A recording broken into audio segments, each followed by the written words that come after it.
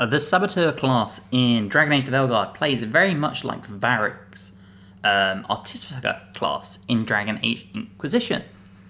So if that's your jam, maybe this build's for you. This is my Saboteur build. I forgot what class it was. This is my Saboteur specialization build for the Rogue class in Dragon Age The Veilguard. I'm going to get all my items, do my skill tree, and even show you a little bit of it in action. So let's start with the skill tree now. We are level 24. To give you a reference to where we are in the game, we have just finished recruiting every companion. So there you go. We have 29 points to spend, as you can see here. And let's dive straight in. So if we start in the middle.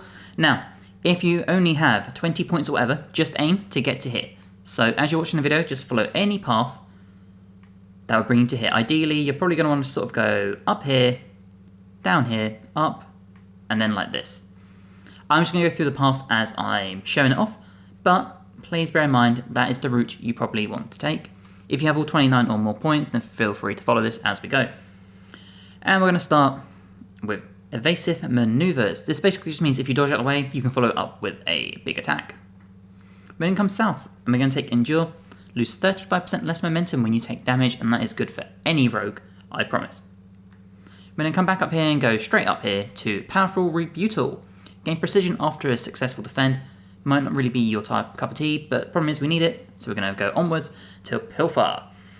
Additionally, this is a really cool ability, control tool ability. So please remember, these are tool abilities that will play a factor. 519 physical damage, cooldown 60 seconds. But then going to come to the right and come for Bulwark, physical resistance plus 10%. We're going to come here to Unending Quiver. Activating any ability grants 2 more arrows, because you are going to use a mixture of your arrows and your daggers. Going to follow the path to Ready Shots, arrow regeneration plus 20%. Follow the path again to Victory Rush. Defeating an enemy with a takedown grants necrotic weapons. Your attacks also apply 25% bonus stagger, and stagger builds up the stagger bar. When that pops, you get to do your big takedown move, and takedowns deal a huge amount of damage. Follow this down, bow damage plus 10, just a nice little passive to boost our damage in general. And improved ammunition, upgrades tool abilities. So when tool abilities expire or trigger, you gain 3 additional arrows from the debris. Again, nice way of just popping off your arrows to making sure you never run out. Now following this back up, we come to this big ability here, and it's Explosive Trap. Picture really says it all. Nice little bomb people can walk into and it'll blow up, very much like Varric's ability in Inquisition. Coming to the left, we have Desolate Malady. Affliction damage plus 10%, but more importantly, Siege Breaker. Tool abilities deal 25% more damage versus armor and barrier, and that is huge. Now from Explosive Trap, you're going to come up to the right, you're going to come up and take Sharpen Edge. Penetration plus 15%. Penetration ignores a portion of defense when attacking. From there, we're going to come to the right, Fan of Arrows. Fire an arc of arrows up to your maximum of 5 arrows. It requires at least 3 arrows, and because we regen so many, you can use this without worrying about running out. And that brings us to the Saboteur. As you can see, lovely abilities, and the ultimate ability of Fortune's Fury. It's basically a high fantasy medieval grenade launcher. From the path we get to Fortune's Turret, really nice ability where you just throw a turret on the ground and it will fire at people. It's awesome. Sharpen Edge, 15% penetration, and then to the right of Fortune's Turret, physical damage plus 10%, 2 really nice passives. If you were to come back down here, Fan of Arrows, we need to go 2 directions. First of all, we need to go south and take Bulwark, more physical resistance, and Pounce, gain 50 momentum, and regain 25% of your arrows after performing a successful takedown. And remember, because we have so many abilities that help build up our stagger bar, we get to pop with this more often. Now come back up to Fan of Arrows, we're going to go to the left. We already have Sharpen Edge, we're going to keep it going, and we're going to take Some Motivation. Deal 4% more damage per your maximum arrow count. So the more arrows you can hold, the more damage you deal. Bear that in mind as we come up here. Maximum arrows plus 2, instant plus 4% damage. Going to come to Lightning Flask because we are an Artificer, essentially. So always nice to have some lightning damage you can throw down. To the left of that, Burst of Speed, Momentum Generation plus 10%, Momentum is what allows you to do your abilities. The quicker that feels, the quicker your abilities will pop. To the right of it, we have improved health, plus 100. In the middle, Swift Rebuke. Gain momentum when you perfect dodge or perfect defense. Again, you might not really be interested in this. I dodge a lot, so it can come in handy. A lot of people like parrying. If you do, perfect ability. But we're taking it because it helps us get down to Providence. Advantage duration plus 20%, but most importantly, Bag of Tricks. When you have low health, you do 25% more damage with tall abilities. So if we go over our items, we are using Mercenary's Blade.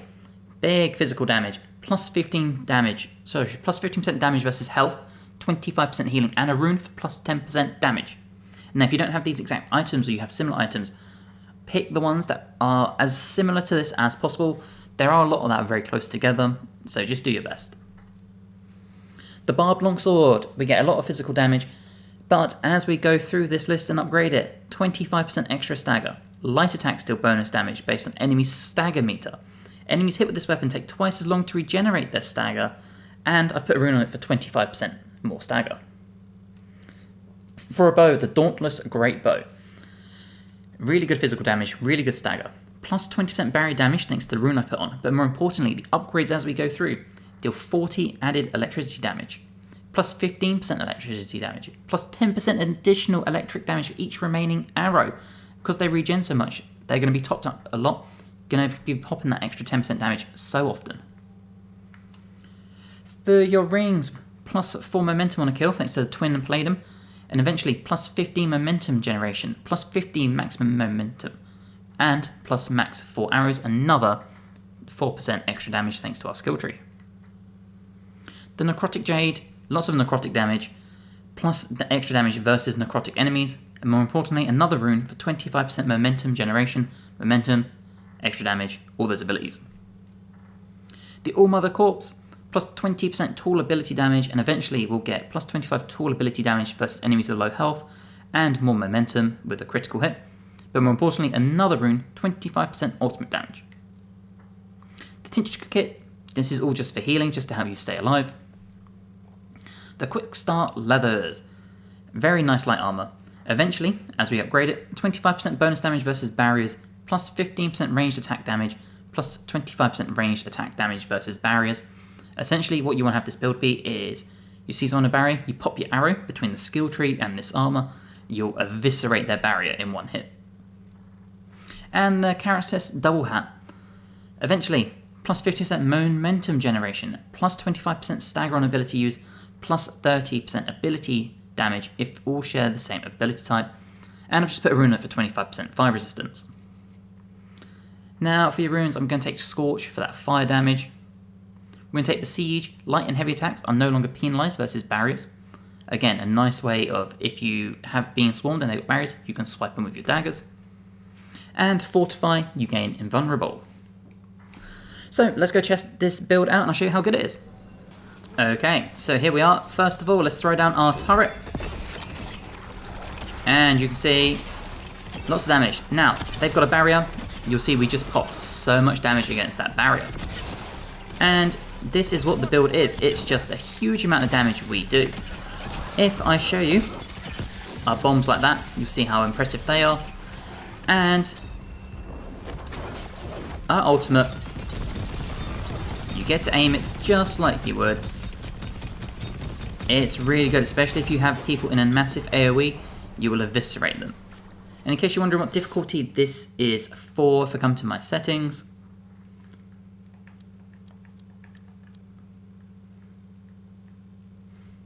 you'll see we are on the medium difficulty. So, bear that in mind, this will work on the other difficulties if you wanted to, but on medium, it works pretty damn well.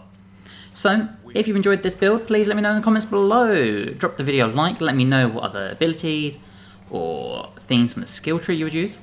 If you're not already and you would like to, please subscribe to the channel for more build guides for this game. I'll be doing the I'll be doing the Mage and the Warrior classes soon.